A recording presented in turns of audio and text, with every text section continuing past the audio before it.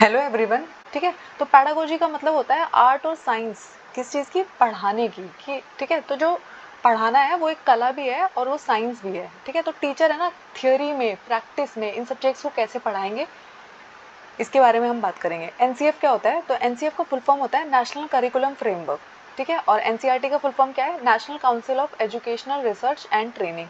ठीक है, ऐसी ऐसी फुल फॉर्म्स आपको पता होना चाहिए, और अगर आपको पता है तो एनसीटी की फुल फॉर्म मुझे बताइएगा कमेंट्स में। ठीक है, तो नेशनल करिकुलम फ्रेमवर्क ना हमें ये बताता है कि आपको है ना कोई भी सब्जेक्ट कैसे पढ़ाना है, उस सब्जेक्ट की इंपॉर्टेंस क्या है, हम उस सब्जेक्ट से क्या एक्सपेक्ट कर रहे हैं। तो अगर आप कभी भी ईवीएस की बुक को देखोगे तो आपकी हर एक बुक के स्टार्टिंग में ना कुछ पेजेस लिखे होते हैं जिन पे है ना हम इग्नोर कर देते हैं, जिनको हमें लगता है इसमें तो ऐसे ही पता नहीं क्या लिखा हुआ है। तो उसमें ना नेशनल करिकुलम फ्रेमवर्क उस सब्जेक्ट के बारे में क्या कहता है, यही बात बताई जाती है। उसके बाद है कि ये क्वेश्चन है ना, एक बार सीटेट पूछ चुका है, कई बार पूछ चुका है कि ईवीएस जो है वो आपके है ना फर्स्ट और सेकंड क्लास में नहीं पढ़ाई जाती। क्यों? आपके जो ईवीएस की बुक है वो थर्ड क्लास से स्टार्ट होती है, थर्ड फोर्थ फिफ्थ में आपको ईवीएस पढ़ाई जाती है, उसके बाद भी नहीं पढ़ाई जाती। तो एनसीएफ 2005 जो है, जो इस टाइम चल रहा है प्रेजेंटली, वो कहता है कि इन्वायरमेंटल स्टडीज है ना एक अलग से सब्जेक्ट नहीं है फर्स्ट और सेकेंड क्लास में। ठीक है, लेकिन जो स्किल्स आपको उस टाइम चाहिए वो आपको किसके थ्रू दी जाती है, यानी कि उस टाइम जब आपको लैंग्वेज के सब्जेक्ट्स पढ़ाए जा रहे हैं, आपको जो मैथ्स पढ़ाया जा रहा है फर्स्ट एंड सेकंड क्लास में, तो हम मान के चलते हैं कि उसी के अकॉर्डिंग आप इन्वायरमेंट के बारे में भी सीख जा रहे होंगे। ठीक है, एनसीईआरटी एक टीचर्स हैंडबुक भी पब्लिश करता है जिसका नाम है EVS skills through language and mathematics. ठीक है, इन अर्ली ग्रेड्स, यानी कि फर्स्ट एंड सेकंड क्लास में है ना आप लैंग्वेज और मैथ्स को जब सीखते हैं तो हम मानते हैं कि उसी के थ्रू है ना आप ईवीएस को भी सीख रहे हुए। तो ईवीएस का फुल फॉर्म क्या होता है? Environmental studies. ठीक है, तो उसमें ही ऐसी ऐसी एक्टिविटीज़ होती है जिसके थ्रू आप इन्वायरमेंट के बारे में सीख जाते हो। ठीक है, तो ये क्वेश्चन वो पूछते हैं कि फर्स्ट एंड सेकंड क्लास में ईवीएस क्यों नहीं है करिकुलम में? क्यों? क्योंकि उसको लैंग्वेज एंड मैथमेटिक्स के थ्रू ही पढ़ाया जा रहा है। उसके बाद जो आपका सिलेबस है, अगर आप ईवीएस का अपना सिलेबस आपने चेक किया है, सीटेट का नोटिफिकेशन आ चुका है, तो उसको है ना 6 ब्रॉड थीम्स दिए गए हैं। ठीक है, उन्होंने कोई ऐसे टॉपिक्स चैप्टर्स के नाम नहीं बताए, उन्होंने 6 ब्रॉड थीम्स बताई हैं। तो ये 6 थीम आपको पता होनी चाहिए क्योंकि यहाँ से क्वेश्चन आता है। वो क्या करेंगे, इन 6 थीम को वो लिख देंगे, इनमें से किसी एक का नाम वो चेंज कर देंगे और आपसे पूछेंगे कि इनमें से कौन सा थीम नहीं है।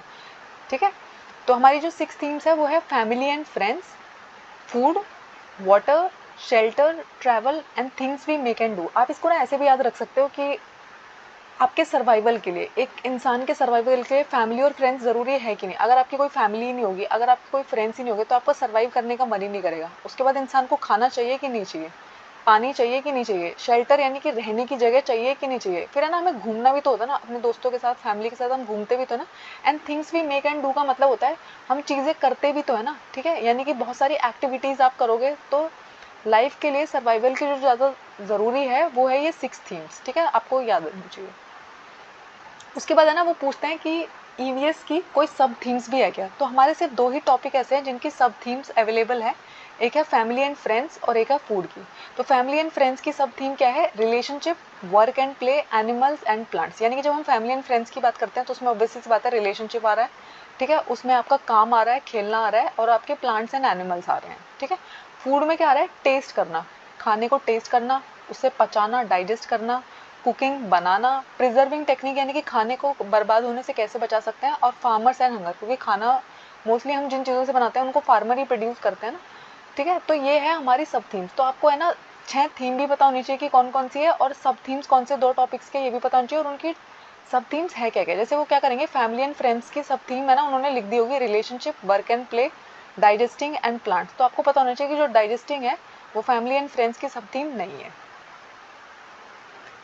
उसके बाद जो हमारा नेशनल करिकुलम फ्रेमवर्क 2005 है, वो क्या कहता है कि जो बच्चों को जब आप इन्वायरमेंटल स्टडीज़ पढ़ाते हैं तो आपको है ना बच्चे की जो नॉर्मल लाइफ है, घर पे जो उसकी लाइफ है, उसको आपको है ना कनेक्ट करना है। मतलब जो स्कूल की लाइफ है ना, उसको है ना आपको उसकी नॉर्मल लाइफ से कनेक्ट करना है। यानी कि ये नहीं है कि वो स्कूल में आ रहा है तो एक डिफरेंट एटमॉस्फेयर में आ रहा है और उसकी वहाँ पे कोई ऐसी बात ही नहीं की जा रही जो उसकी नॉर्मल लाइफ में वो देखता है। ठीक है, क्योंकि इंसान सीखता कैसे है, बच्चा बहुत ही छोटा है, थर्ड क्लास में है, इन्वायरमेंटल स्टडीज़ पढ़ रहे हैं, तो आप है ना उसको वही चीज़ें समझाओगे ना जो वो अपने आसपास देखता होगा। सोचो आप उसको है ना बहुत ही हाई फाई इंग्लिश बोल दो, आप उसको बहुत ही हाई टेक्स्ट बुक पढ़ा दो, लेकिन उससे तो वो कुछ नहीं सीख पाएगा ना। तो होम एंड कम्युनिटी के बीच में जो गैप है उसको हमें रिड्यूस करना है। ठीक है, उसके बाद उन्होंने क्या कहा कि हमें ना रट्टा मारने वाले बच्चे नहीं चाहिए। हमें ये नहीं चाहिए कि है ना बस बच्चे ने रट लिया, उसने आंसर कर दिया, वो एग्जाम पास कर गया, लेकिन उसको है ना जो हम सिखाना चाहते थे वो नहीं सीख पाया। अब सोचो, इन्वायरमेंटल स्टडीज पढ़ाने का मतलब होता है आपको अपने इन्वायरमेंट के बारे में सेंसिटिव बनाना।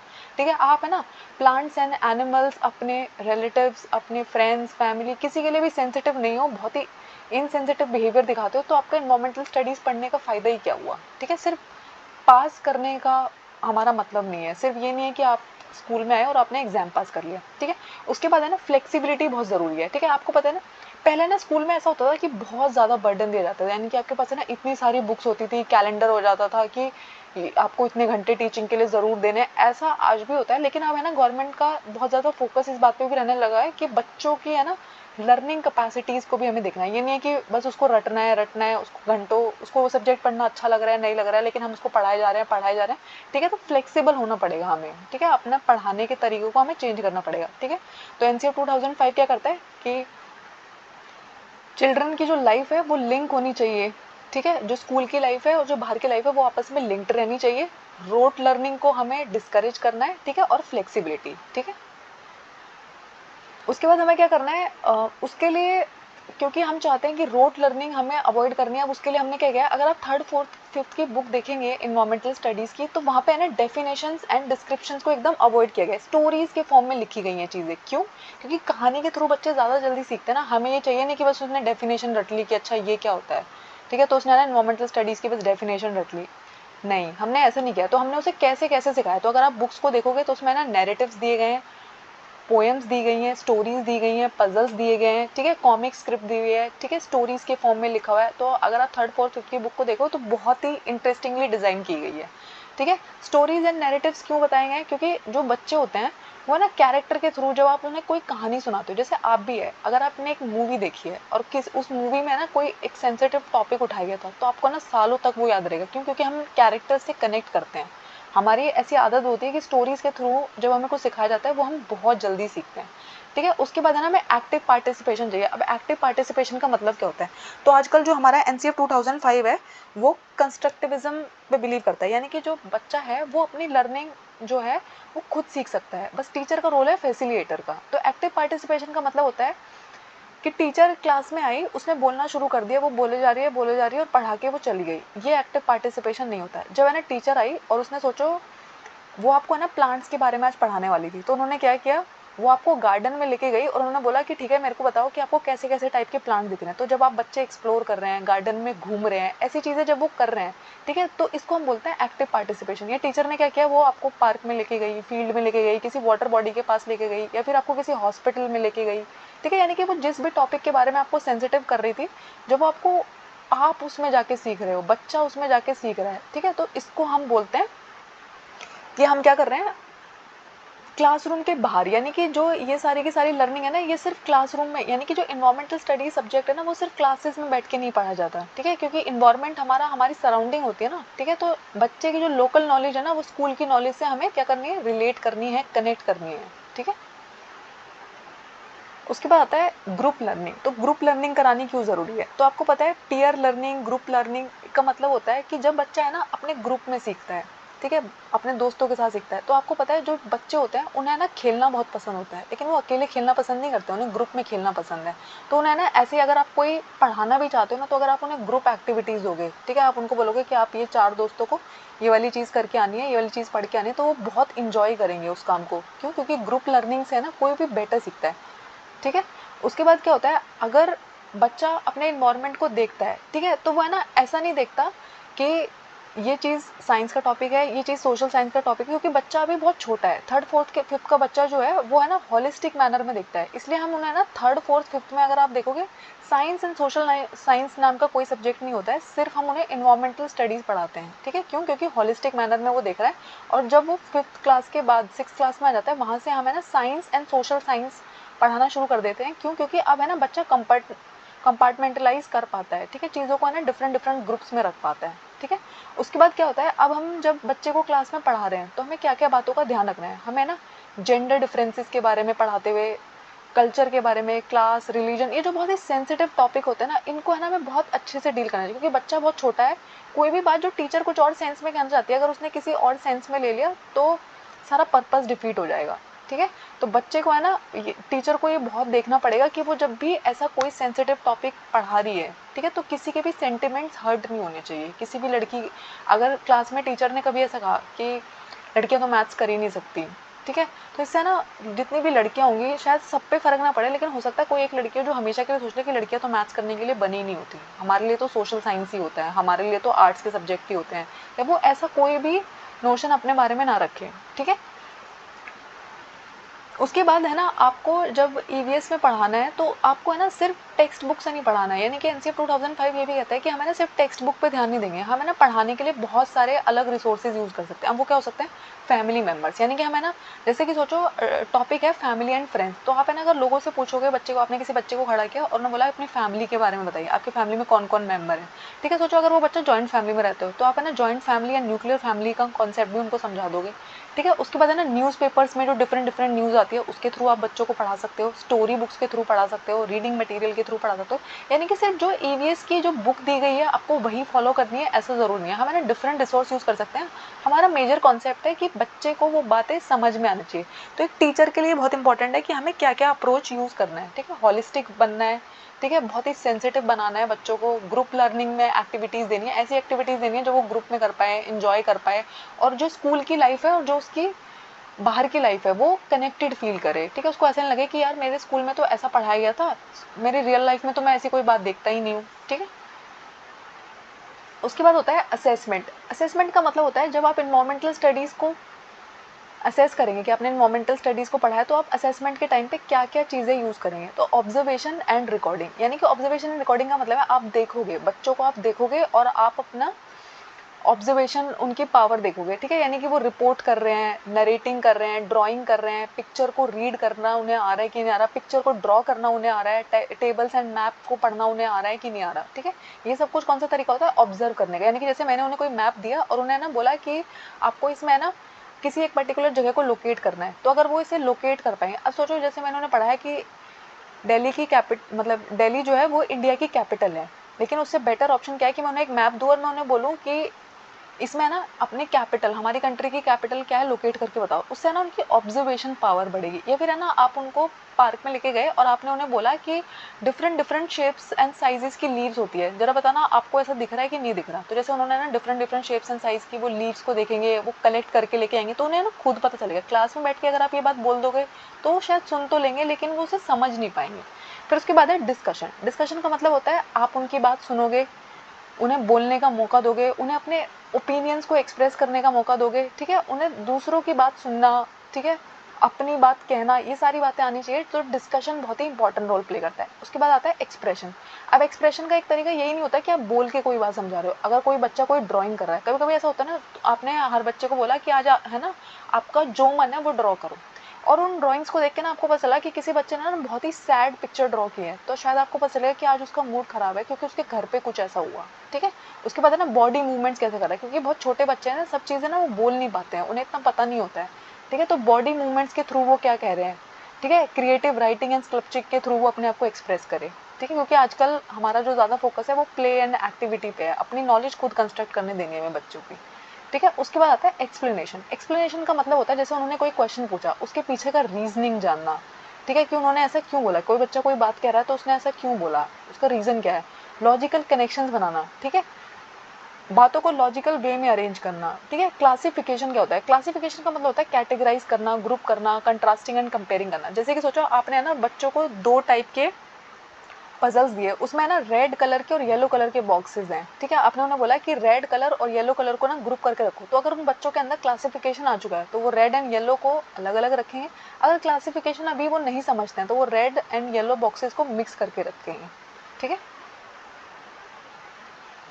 उसके बाद आता है क्वेश्चनिंग। तो क्वेश्चनिंग का मतलब होता है, आपने देखा ना छोटे बच्चे तो वैसे भी बहुत सवाल पूछते हैं, क्यों, क्योंकि वो अपनी क्यूरियोसिटी, ठीक है, जानने की जो उनकी इच्छा है उसको एक्सप्रेस कर रहे हैं, अपनी क्रिटिकल थिंकिंग एक्सप्रेस कर रहे हैं, ठीक है, गुड क्वेश्चंस वो कर रहे हैं। उसके बाद आता है एनालिसिस। एनालिसिस का मतलब होता है जैसे आपने उन्हें बोला कि कोई चीज़ उन्होंने आज देखी, उसके बाद है ना उनका इस बारे में क्या ऑब्जर्वेशन है, उन्होंने आज आप जैसे आप किसी को आज पार्क लेके गए थे, बच्चों को पार्क लेके गए थे, आपने उनसे बोला कि आपने ना क्या ऑब्जर्व किया, आपको क्या लगता है, ठीक है। तो वो जो प्रिडिक्शन सब बनाएंगे, अपने हाइपोथेसिस जो बनाएंगे, इन्फरेंसेस जो बनाएंगे, उनको हम क्या बोलते हैं, एनालिसिस के अंदर रखते हैं। अब आता है एक्सपेरिमेंटेशन। एक्सपेरिमेंटेशन का मतलब होता है improvisation, making and doing experiment, ठीक है। जैसे कि आपने है ना बच्चों को क्ले दी और बोला कि आपको है ना क्ले से कोई भी शेप्स ड्रॉ करनी है, ठीक है। तो ये क्या है, एक्सपेरिमेंटेशन है। तो पहली बार में सोचो उन्होंने सर्कल सही से ड्रॉ नहीं किया, आपने उन्हें सर्कल ड्रॉ करने के लिए दिया था, या आपने उन्हें बोला था ट्रायंगल ड्रॉ करने के लिए, वो पहली बार में सही से ड्रॉ नहीं किया। लेकिन जब वो बार बार इम्प्रोवाइजेशन का मतलब होता है जैसे आपसे पहली बार में कोई चीज़ ठीक नहीं हुई, लेकिन जब आप उसको दोबारा ट्राई करते हो, बेटर करते हो, उसको हम बोलते हैं इम्प्रोवाइजेशन करना, ठीक है। तो एक्सपेरिमेंट से जो चीज़ आप सीखते हो ना, वो कभी भी आप किसी के बताने से नहीं सीख सकते, ठीक है। उसके बाद आता है जस्टिस एंड इक्वालिटी के बारे में सिखाना, ठीक है। जैसे कि बहुत सारे बच्चे जो होते हैं वो डिफरेंट डिफरेंट बैकग्राउंड से आते हैं, कोई बहुत रिच फैमिली से है, कोई लोअर बैकग्राउंड से बिलोंग कर रहा है। लोअर बैकग्राउंड से मतलब है उनकी फाइनेंशियल कंडीशन खराब है, ठीक है। कोई शेड्यूल ट्राइब से बिलोंग कर रहा है, ठीक है, या फिर कोई ऐसी फैमिली से बिलोंग करता है जहाँ पे किसी का डिवोर्स हुआ है। तो ये जो सारे के सारे डिफरेंट डिफरेंट बैकग्राउंड से आने वाले बच्चे हैं, उन सबको है ना सेंसिटिव रखना कि कोई और बच्चा ना उनका मजाक नहीं उड़ाए, और वो भी किसी और का कभी मजाक नहीं उड़ाए, डिफरेंटली एबल्ड बच्चों का मजाक नहीं उड़ाए, ठीक है। तो हमें ना उनको बहुत सेंसिटिव भी बनाना है। उसके बाद है ना कॉपरेशन। कॉपरेशन का मतलब होता है, सोचो हमने कोई ग्रुप एक्टिविटी दी है, ठीक है, तो वो है ना रिस्पॉन्सिबिलिटी लेना सीखे, इनिशिएटिव लेना सीखे, ठीक है। यानी कि बच्चों को अगर आप बोल रहे हो कि आपको ये काम करना है, तो है ना वो सामने से बोले कि हाँ मैम ये काम हम करेंगे, ठीक है। शेयरिंग एंड वर्किंग टुगेदर, यानी कि एक दूसरे के साथ है ना शेयर करके सीखे, ये नहीं कि मैं इसके साथ काम नहीं करूंगा, मैं क्योंकि आप है ना ये वो एज है जिसमें ना आप कॉपरेशन टीम। उसके बाद देखते हैं टीचर को क्या क्या अप्रोच करना चाहिए, टीचर को कैसे कैसे सिखाना चाहिए, ठीक है। तो बच्चों को है ना ऐसी ऐसी अपॉर्चुनिटीज देनी चाहिए टीचर के द्वारा कि वो है ना नेचर को, types of insect, types of birds, ये सारे के सारों को है ना ग्रुप करना सीखे। यानी कि जैसे आप है ना बच्चों से ऐसा पूछ सकते हो क्लास में कि अच्छा आपके घर के आसपास आपने कैसे कैसे पक्षी देखे हैं, उनका कलर क्या क्या था, उनकी बीक कैसी कैसी थी, ठीक है। आपके घर के आसपास जो पौधे हैं उनके पत्ती कैसी कैसी है, ठीक है। उसके अलावा आप उन्हें कैसी एक्टिविटीज दे सकते हो, आप थंब प्रिंट वाली एक्टिविटीज दे सकते हो, या फिर आप है ना किसी लीव्स को पेंट में डिप करके ऐसी ऐसी एक्टिविटीज आप उनसे करा सकते हैं, ठीक है। इससे उनकी क्रिएटिविटी भी इनहेंस होती है और उनको डिफरेंट शेप, साइज, क्लासिफिकेशन के बारे में भी पता चलता है। अब देखिए जैसे इस पिक्चर को देखिए, jigsaw puzzle and thumb painting, ठीक है। तो आप है ना बच्चों को है ना डिफरेंट डिफरेंट शेप्स बनाने को दे सकते हैं, किसके थ्रू, थंब के थ्रू, ठीक है। बच्चों ने देखो ये मोर की जो शेप बनाई है, बटरफ्लाई की शेप बनाई है, ये सब किसके थ्रू बनाया, थंब की यूज करके, ठीक है। उसके बाद है ना इस जिग्सॉ पजल को देखिए, यहाँ पे है ना हम उन्हें पक्षियों के बारे में सिखा रहे हैं, तो हमने है ना डिफरेंट डिफरेंट पार्ट्स दिए और उनको बोला कि इनको अरेंज करके दो। तो देखो अरेंज करने के बाद उन्होंने कितना सुंदर मोर बनाया, ठीक है। इससे है ना उनको क्लासिफिकेशन करना, पीसीस को एक जगह अरेंज करना, ये सारी चीजें वो सीखेंगे। उसके बाद है ना शेप्स की, जो लीव्स की जो शेप है उसको ऑब्जर्व करना आप उन्हें कैसे कर सकते हो, आप उन्हें बोल सकते हो कि ग्राउंड में से ना डिफरेंट डिफरेंट शेप्स की लीव्स को कलेक्ट करके लाओ, ठीक है। फिर आप देख सकते हो कि इन सब में डिफरेंस क्या है, कोई बड़ी होती है, कोई लंबी होती है, कोई कंपाउंड लीफ है, कोई सिंपल लीफ है, ठीक है। अब देखो हमें कंपाउंड एंड सिंपल लीफ का कॉन्सेप्ट तो अभी हम उन्हें नहीं सिखा सकते क्योंकि वो बहुत छोटे बच्चे हैं, ठीक है। लेकिन शेप्स तो देख सकते हैं ना, और कलर्स भी देख सकते हैं। देख रहे हैं इनमें से हर शेप जो लीव है उसका शेप अलग है, उसका कलर बहुत अलग है, ठीक है। उसके अलावा टीचर को क्या करना चाहिए, टीचर को बच्चों को है ना इस एज में, क्योंकि हमें इन्वायरमेंट के बारे में उन्हें सेंसिटिव बनाना है, तो टीचर है ना ऐसा बोल सकते हैं कि आपको है ना एक कोई ना कोई फ्रेंड बनाना चाहिए, और आपका वो फ्रेंड कौन होना चाहिए, एक पौधा, ठीक है। तो आप अपने घर में एक पौधा से दोस्ती कर लो और उसे है ना आपको रोज पानी देना है, ठीक है। इससे है ना बच्चा है ना सेंसिटिव बनेगा प्लांट्स के बारे में, वो बहुत ही केयरिंग बनेगा, क्योंकि जब वो रोज पानी देने लगेगा ना धीरे धीरे उसे प्लांट्स की इंपॉर्टेंस समझ आने लगेगी, ठीक है। वो प्लांट्स को ऐसे ही तोड़ा नहीं करेगा, ठीक है।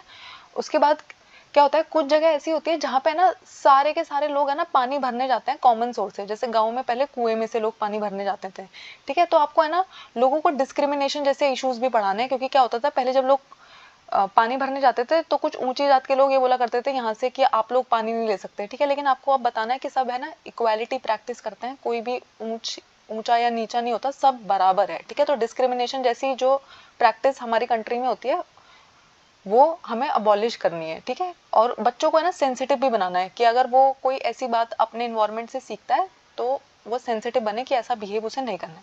उसके बाद जो टीचर है उसको ना एक रैपो क्रिएट करनी चाहिए।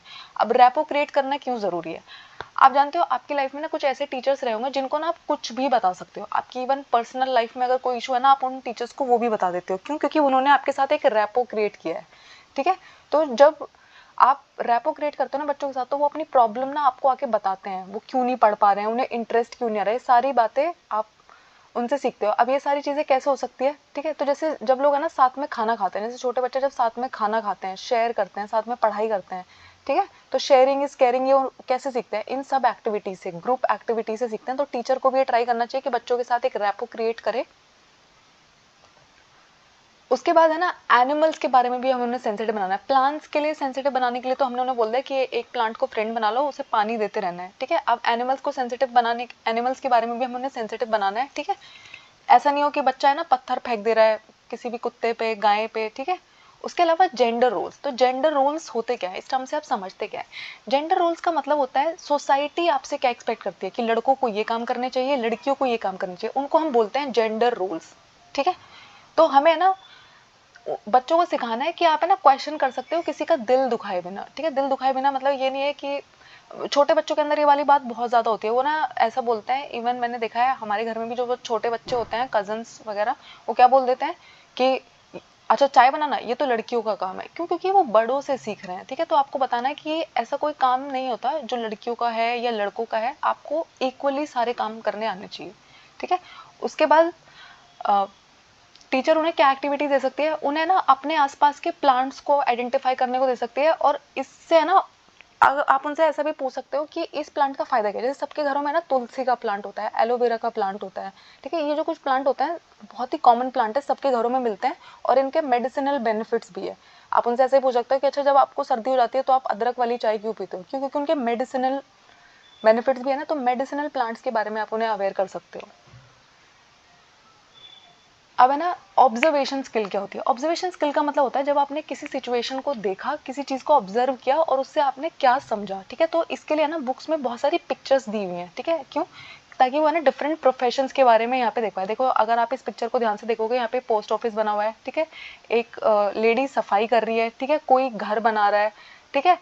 कोई इंसान सपेरे का खेल दिखा रहा है, ठीक है। कोई अलग अलग एक्टिविटीज हो रही है ना, पे कोई दुकान पे काम कर रहा है, कोई बच्चा क्या कर रहा है, ठीक है। तो ये सारी की सारी चीजें है ना ऑब्जर्व करके वो सीखे कि इस पिक्चर में आप उनको सिर्फ ये पिक्चर दिखा सकते हो और आप बोल सकते हो आपको इस पिक्चर में क्या दिखाई दे रहा है, ठीक है। और हर बच्चे की है ना ऑब्जर्वेशन अलग अलग होगी, ठीक है। जरूरी नहीं है कि सब बच्चों को यही सेम बात नजर आएगी, किसी को कुछ और नजर आएगा, किसी और को कुछ नजर आएगा, ठीक है। उससे ना उनकी ऑब्जर्वेशन पावर इंप्रूव होती है।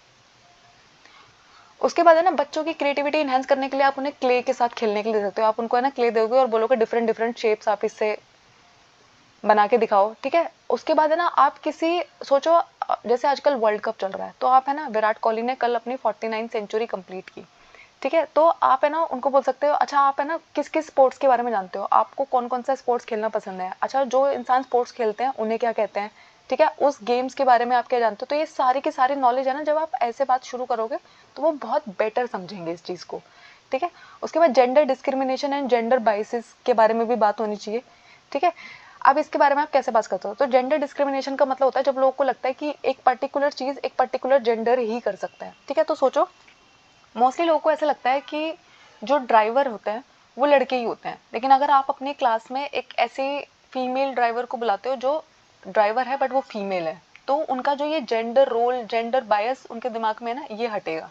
उसके बाद है ना लोगों को लगता है कि खाना तो लड़के ही बनाती है, लेकिन जब आप उनको बताएंगे कि ज़्यादातर शेफ्स जो है वो तो मेल है, ठीक है। तो ऐसे ऐसे रोल्स, ऐसे ऐसे डिफरेंट चैलेंजेस, ठीक है, उनको ऐसे पता चले कि कोई भी काम किसी जेंडर से नहीं जुड़ा है, ठीक है। लड़कियां भी सब कुछ कर सकती हैं, लड़के भी सब कुछ कर सकते हैं, ठीक है। उसके बाद है ना हमें उन्हें एनिमल्स को सेंसिटिव करना है, एनिमल्स को लेकर सेंसिटिव करना है। तो बहुत सारे लोगों के पास है ना पेट होता है, ठीक है। तो पेट अगर उनके पास है तो वो तो बहुत सेंसिटिव वैसे ही फील करते होंगे, उन्हें जेंटल होना सिखाना होता है एनिमल्स के साथ, ठीक है, ताकि वो एनिमल की केयर करना सीखे, कल को उसे हार्म नहीं पहुंचाए, ठीक है।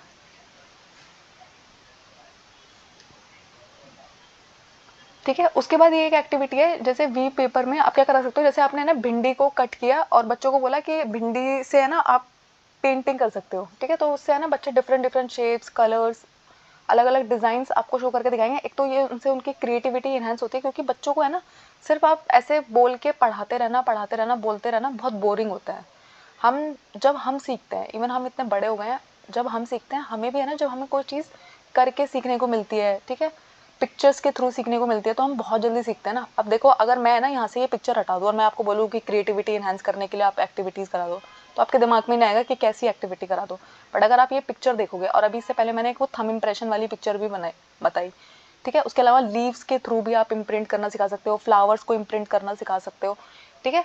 तो इतनी सारी एक्टिविटीज़ होगी ना। तो जब आपसे है ना सीटेट में तो चलो आपसे यहाँ से सिर्फ ऐसे क्वेश्चन पूछा जाएगा, लेकिन जब आप केवीएस या एनबीएस या पीआरटी के टीचर बनोगे तो वहाँ आपसे पूछा जाएगा कि आप बच्चों को कैसे कराओगे ये क्रिएटिविटी इनहैंस तो आप बोल रहे हो, लेकिन उसके लिए आप क्या क्या एक्टिविटीज़ कराओगे, ठीक है। तो आपको पता होनी चाहिए, आपके माइंड में अचानक से 4-5 एक्टिविटीज़ आनी चाहिए, ये एक्टिविटीज़ मैं करा सकती हूँ। मैं उनको क्ले से खेलने के लिए, शेप्स बनाने के लिए दे सकती हूँ, मैं उनको लेडी फिंगर से शेप्स बनाने को दे सकती हूँ, थंब इम्प्रेशंस की हेल्प करने को दे सकती हूँ, जिग्सॉ पजल के थ्रू दे सकती हूँ, ठीक है। उसके बाद आता है फूड वेब क्या होता है, ठीक है। तो फूड वेब का मतलब होता है, आपको पता है हम सब है ना अपने खाने के लिए प्लांट्स पे डिपेंडेंट है, ठीक है। तो हम प्लांट्स को खाते हैं, फिर है ना कुछ एनिमल्स हमें खा जाते हैं, और एनिमल्स है ना एक दूसरे को भी खा जाते हैं, ठीक है। तो ये जो पूरा का पूरा वेब चलता रहता है, ठीक है। यानी कि जैसे पत्तियों को गोट ने खाया, गोट को जयकाल खा गया, और जयकाल को लॉयन खा गया, ठीक है। ऐसे ना डिफरेंट डिफरेंट जो साइकिल्स चल रही है ना, ठीक है, इसको हम बुलाते हैं फूड वेब, ठीक है। तो आप है ना उस फूड वेब के बारे में, फूड साइकिल के बारे में भी उनको अवेयर कर सकते हो, और पिक्चर्स दिखा के, ठीक है। जब आप उनसे ऐसा पूछोगे कि आप क्या खाते हो, ठीक है, तो जैसे उन्होंने बोला कि मेरे को ना वेजिटेबल खाना पसंद है, तो उनसे आप पूछ सकते हो कि अच्छा और कोई है जिसको आपने देखा हो वेजिटेबल खाते हुए, कोई एनिमल का नाम आप बता सकते हो जो वेजिटेबल खाता हो, ठीक है। उसके बाद है ना आप उनको ये भी बोल सकते हो, स्कूल में तो पढ़ाई करते ही हैं, लेकिन हमने बताया ना इन्वायरमेंटल स्टडीज एक ऐसा टॉपिक है जो है ना आपको घर जाकर भी पढ़ना होता है, ठीक है। तो आप उनको बोल सकते हो कि आप अपने बड़ों से है ना इंसेक्ट्स के बारे में, या उनके टाइम पे है ना कौन कौन से बर्ड्स दिखाई देते थे जो आजकल गायब हो जाते हैं। तो आप अगर देखोगे पहले है ना गोरैया है ना बहुत ही ज़्यादा दिखाई देती थी, लेकिन आजकल है ना वो बिल्कुल दिखाई नहीं देती। तो इन्वायरमेंट में ऐसे क्या चेंज आ गए हैं जिसकी वजह से वो दिखाई नहीं देती हैं, ठीक है। उसके अलावा उनको है ना एक रेलवे टिकट, यहाँ से है ना सीटेट का क्वेश्चन आता है, तो वो क्या करते हैं, वो आपसे पूछते हैं कि रेलवे टिकट पे आपको कौन कौन सी इन्फॉर्मेशन मिलती है ये बताइए। तो आपके अगर आपने कभी अपने रेल टिकट को ऑब्जर्व किया होगा तो वहाँ पे आपको क्या क्या इन्फॉर्मेशन मिलती है। ट्रेन का नंबर होता है, ठीक है, आपकी जो जर्नी स्टार्ट हो रही है उसकी डेट होती है, आप कौन से बर्थ पे बैठोगे, आपका कौन सा कोच नंबर है, वरना आप ट्रेन में जाके कहीं भी बैठ जाओगे, ऐसा नहीं होगा ना, ठीक है। आपका किराया कितना लगा है, फेयर, और डिस्टेंस कितना है, यानी कि आपकी ट्रेन कहाँ से चल के कहाँ तक जाने वाली है, आप कितना डिस्टेंस ट्रैवल करने वाले हो, इसके बारे में इन्फॉर्मेशन होती है। आपके ट्रेन के नंबर के बारे में इन्फॉर्मेशन होती है, ठीक है। तो वो पूछते हैं कि ट्रेन टिकट पे आपको क्या क्या इन्फॉर्मेशन मिलती है। तो उन्होंने जैसे कि सोचा ये 5 पॉइंट्स दिए हैं और पूछा है कि ये सारे सही हैं, ये सारे गलत है, ये इनमें से कोई उन्होंने मिस कर दिया, और पूछा कि इनमें से इनकरेक्ट कौन सा है, ठीक है। तो आपको पता होना चाहिए। अब देखिए जैसे इस टिकट को ध्यान से देखिए, इस पर देखो ट्रेन का नंबर दिख रहा है, ठीक है, आपको अपनी जर्नी की डेट दिख रही है, ठीक है। उसके बाद आप अडल्ट हो कि चाइल्ड हो, है ना, ये भी दिखा हुआ है ना कि आप बड़े बच्चे का टिकट है या छोटे बच्चे का टिकट है, ठीक है, ये भी दिख रहा है, ठीक है। उसके बाद है ना आपकी जर्नी कहाँ से है, वडोदरा से अहमदाबाद जंक्शन तक आप जा रहे हो, ठीक है, आपका कोच नंबर क्या है, आपकी सीट नंबर क्या है, इवन आपका सेक्स क्या है, मेल हो, एज क्या है, 39, ठीक है। तो ये सारी डिटेल्स हमारे ट्रेन टिकट से हमें पता चलती है, ठीक है, क्योंकि उन्होंने ना एनसीईआरटी में एक बॉक्स बना के ये ऐसे टिकट दिया हुआ है और साइड में ये इन्फॉर्मेशन पूछी है। सीटेट इससे क्वेश्चन भी पूछता है। उसके बाद आता है, अब आप टीचर बच्चों को आप है ना और कुछ चीज़ों के बारे में पूछोगे, यहाँ से भी क्वेश्चन आता है सीटेट में। तो वो क्या करते हैं कि एक ट्रेन है ना गांधीधाम से ना इतने बजे चली, वो है ना उडुपी इतने बजे पहुंच गई, ठीक है। तो टोटल कितना डिस्टेंस हो गया, जब वो चली थी इतना डिस्टेंस था, इतने घंटे बाद पहुंची है। तो आपको है ना ये डिस्टेंस निकालना आना चाहिए, जैसे उन्होंने डिस्टेंस दिया होगा तो आपको टाइम पता होना चाहिए कि इतने घंटे लगे तो उसकी स्पीड क्या थी, क्योंकि स्पीड कैसे निकालते हो, डिस्टेंस अपॉन में टाइम, ठीक है।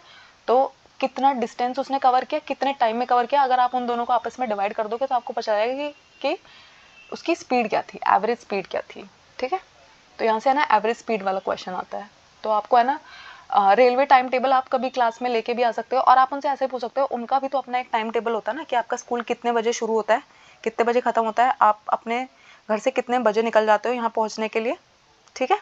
तो ये सारे क्वेश्चन भी आप उनसे पूछ सकते हो, ठीक है, टाइम टेबल के बारे में उनको अवेयर करने के लिए। और ये है ना बहुत इंपॉर्टेंट है, आपको है ना फॉर्मूला आना चाहिए स्पीड का, ठीक है। तो डिस्टेंस अपॉन में टाइम जो होता है वो फॉर्मूला होता है स्पीड का, और वो यहाँ से है ना क्वेश्चन देते हैं सीटेट में, ठीक है। अगर आपके स्कूल के आसपास है ना कहीं पे कंस्ट्रक्शन वर्क चल रहा है तो आप है ना बच्चों को वहाँ लेके भी जा सकते हो, वहाँ ना वो इंटरेक्ट कर सकते हैं, ठीक है। वहाँ पे जो लोग काम कर रहे होंगे उनसे इंटरेक्ट करेंगे तो उससे उनको क्या फ़ायदा होगा, वो है ना उनके टूल्स के बारे में जान पाएंगे, उनके काम के बारे में जान पाएंगे, लोगों को कितना हार्डवर्क करना पड़ता है अपनी लाइफ को सर्वाइव करने के लिए, ये बात जान पाएंगे, ठीक है। उसके बाद है ना बच्चों को है ना आप प्लांट्स लगाने के लिए भी प्रेरित कर सकते हो कि जो हैबिट्स ना आप बचपन में सिखाते हो वो ना आपको हमेशा याद रखते हो। मुझे है ना प्लांट्स लगाना बहुत पसंद है, मेरे पास बहुत सारे प्लांट्स हैं। क्यों? क्योंकि मेरे को याद है बहुत बचपन में ही मेरे पापा ने मुझसे बोला था कि प्लांट्स ना एकदम छोटे बच्चों की तरह होते हैं, उनकी बहुत केयर करनी पड़ती है। मैं इतनी बड़ी हो गई हूँ लेकिन ये वाला सेंटेंस मुझे हमेशा याद रहता है, ठीक है। तो जब आप बच्चों को है ना बहुत बचपन में अच्छी बातें सिखा देते हैं ना तो वो हमेशा उनके साथ रहती है, ठीक है। तो इन्वायरमेंट डे कब होता है? वर्ल्ड इन्वायरमेंट डे 5 जून को होता है। तो एटलीस्ट आप उनकी ये हैबिट बना सकते हो कि इन्वायरमेंट डे पे ना आपको ज़रूर एक प्लांट लगाना चाहिए, ठीक है। या फिर आपको अपने बर्थडे पे ज़रूर एक प्लांट लगाना चाहिए, फिर आपको पूरे साल उसकी केयर करनी चाहिए, ठीक है। जितने बड़े आप होते जाओगे उतने ही आपके बड़े प्लांट्स होते जाएंगे, ठीक है। ऐसी ऐसी एक्टिविटीज़ आप बच्चे से करा सकते हैं,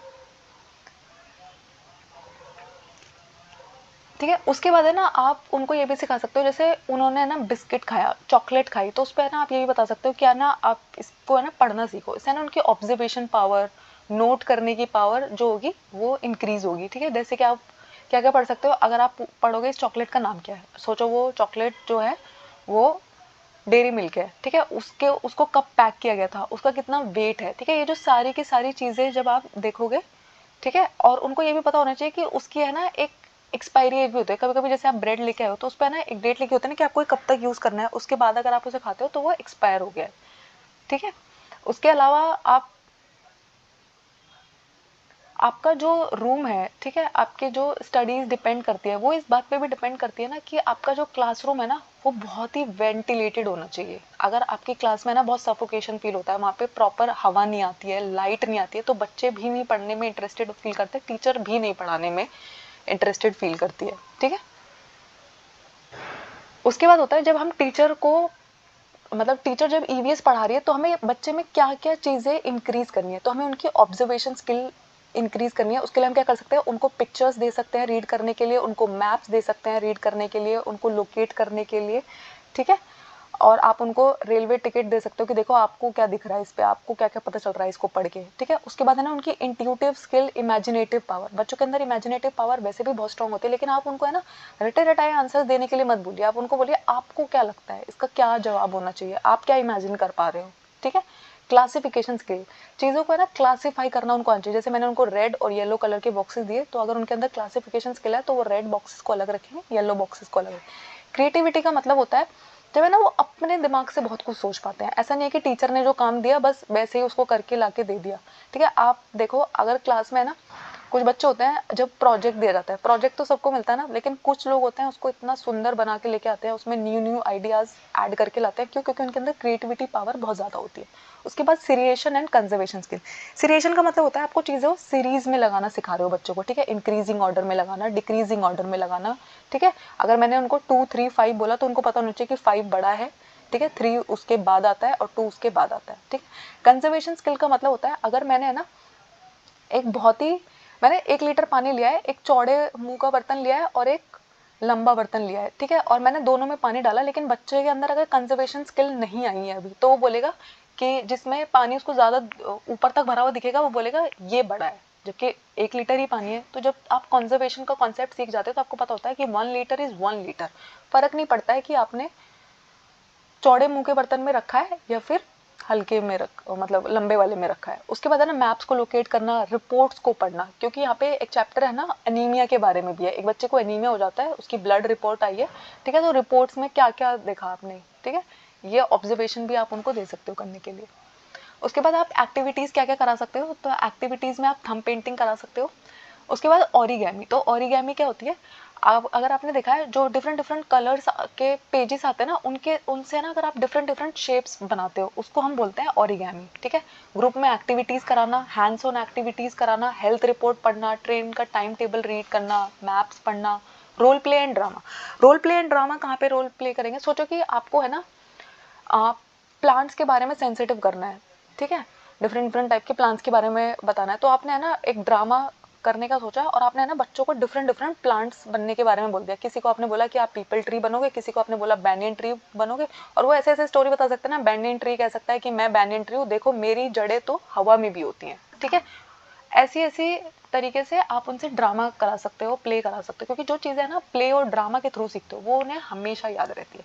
और जैसे मैंने आपको जिक्सॉ पजल दिखाई थी ना वहाँ पे मोर की शेप का, तो जिक्सॉ पजल के थ्रू भी आप उनको पढ़ा सकते हो। अब देखो ये वो कुछ एक्टिविटीज है। पहली एक्टिविटीज क्या है, क्ले से आपने उनको डिफरेंट डिफरेंट शेप बनाने को दी, ठीक है। और ये दूसरे वाली जो पिक्चर है ये ओरिगेमी की पिक्चर है। जब है ना आप ऐसे डिफरेंट डिफरेंट कलर के पेपर से ना डिफरेंट शेप्स बनाते हो, इसको हम ओरिगेमी बुलाते हैं, ठीक है। तो ईवीएस जो होता है ना, ईवीएस एक ऐसा सब्जेक्ट है जो आपके सराउंडिंग को ऑब्जर्वेशन पे डिपेंड करता है, ठीक है। आप प्लांट्स को कितना ऑब्जर्व करते हो, आप एनिमल्स को कितना ऑब्जर्व करते हो, आप अपने नेचर के बारे में कितने सेंसिटिव हो, ठीक है। आप अपने कम्युनिटी को कितना ऑब्जर्व करते हो, ठीक है। स्कूल्स के बारे में, construction site, different profession, tools, ये सारी बातें अगर आप अच्छे से ऑब्जर्व कर पाते हो तो यही आपका तरीका होता है। तो आपके जो ये 15 नंबर होते हैं ना ईवीएस में पेडागोजी के, ये एकदम समझो फ्री के मार्क्स है, क्योंकि आपको सिर्फ है ना बस ये बातें पता होनी चाहिए कि ईवीएस जो है वो एक रटने वाला सब्जेक्ट नहीं है।